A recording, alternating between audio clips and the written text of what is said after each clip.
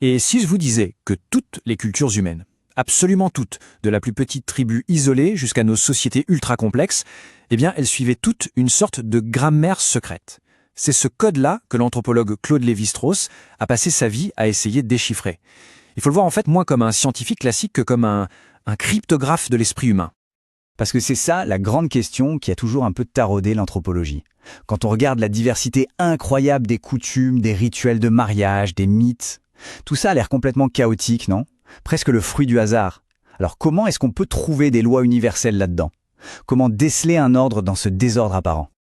Le problème, c'est que les premières tentatives pour expliquer tout ça, elles étaient un peu trop simples. Et, il faut le dire, souvent pleines de préjugés. On essayait de faire rentrer les cultures dans des petites cases bien propres, mais le monde réel, lui, il est beaucoup plus complexe et il débordait toujours.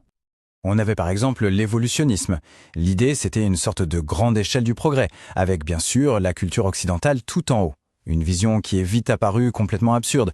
Comment on explique sinon que les Inuits soient des génies de la technologie, mais des sociologues assez moyens, alors que pour certains peuples d'Australie, c'est exactement l'inverse. Une autre idée, c'était le diffusionnisme, la culture vue comme une espèce de grand collage. Mais ces deux approches, en fait, passaient à côté de l'essentiel, la logique interne, la cohérence de chaque société.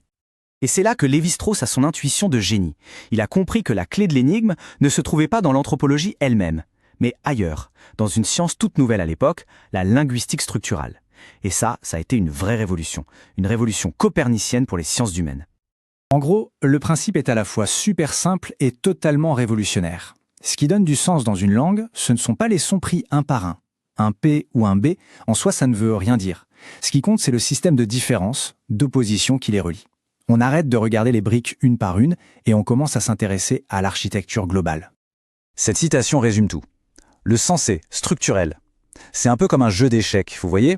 La valeur d'un pion, elle ne vient pas du bout de bois. Elle vient de sa position sur l'échiquier et de ses relations avec toutes les autres pièces. Pour les sons dans une langue, c'est exactement la même chose. Et à partir de là, Lévi-Strauss fait un saut logique absolument formidable, en 3 étapes. 1. Le langage, c'est un système qui fonctionne de manière inconsciente, on n'y pense pas quand on parle. 2. La culture, c'est aussi un système de communication. On y échange des choses, des biens, des messages et des femmes. Et donc, 3e point, la conclusion, si la culture est comme un langage, alors on doit pouvoir l'analyser comme un langage pour en trouver la grammaire cachée, la structure invisible. Pour tester cette méthode, il va s'attaquer à l'un des plus vieux casse-têtes de l'anthropologie, les systèmes de parenté. Pourquoi est-ce que, dans telle société, on a le droit de se marier avec une cousine mais pas avec une autre? Ça a l'air complètement arbitraire.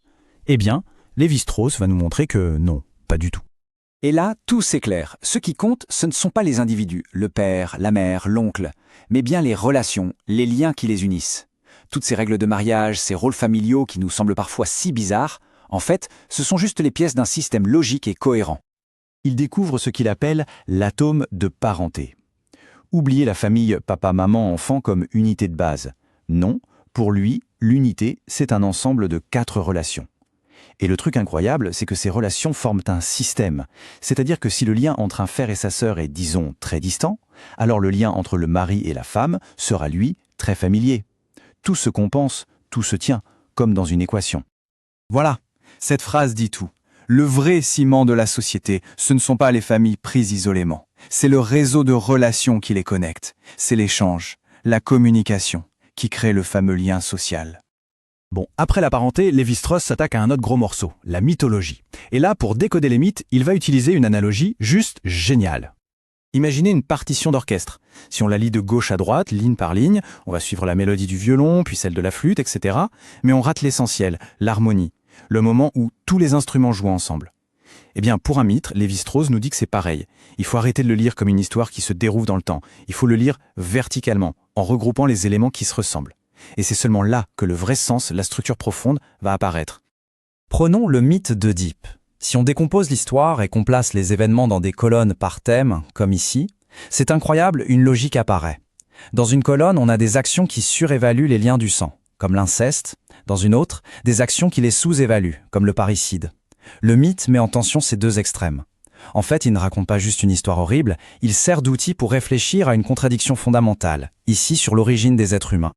Le point crucial, il est là. Un mythe, ce n'est pas une explication naïve ou primitive du monde.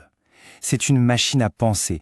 C'est un outil logique qu'une culture se donne pour essayer de résoudre ou du moins de gérer ses paradoxes les plus profonds. Et tout ça, eh bien, ça nous amène à la conclusion ultime de toute la pensée structuraliste, la grande révélation. Il faut bien comprendre qu'il y a 2 niveaux. Il y a la partie émergée de l'iceberg, ce que les gens d'une culture disent qu'ils font, les règles conscientes, et puis il y a toute la partie immergée, les structures inconscientes, la grammaire cachée qui organise vraiment leur comportement. Le boulot de l'anthropologue, c'est de plonger pour cartographier cette partie cachée. Et ce qui est fascinant, c'est que cette grammaire universelle, elle s'exprime dans plein de langages différents. Les règles de parenté, c'est un langage. Les mythes, c'en est un autre. Mais l'art, les rituels et même les règles de cuisine, tout ça, ce sont juste des manières différentes de projeter les mêmes structures fondamentales de l'esprit humain. Attention, quand Lévi-Strauss parle d'inconscient, ce n'est pas du tout celui de Freud. Ce n'est pas une cave remplie de souvenirs refoulés. Non, chez lui, l'inconscient est une fonction, une sorte de machine vide qui est la même pour toute l'humanité. Son seul rôle, c'est d'imposer sa forme, ses lois, à n'importe quel contenu culturel. C'est le grand architecte invisible de notre pensée. Et ça nous laisse avec cette question finale qui est assez vertigineuse. Si, sous le vernis de nos différences, sous l'infinie diversité de nos coutumes, on partage tous la même machinerie intellectuelle, la même grammaire de l'esprit, alors est-ce que le fossé qui semble nous séparer les uns des autres n'est pas, au fond, qu'une illusion ? C'est peut-être ça l'héritage le plus puissant de Claude Lévi-Strauss. Merci de nous avoir écoutés.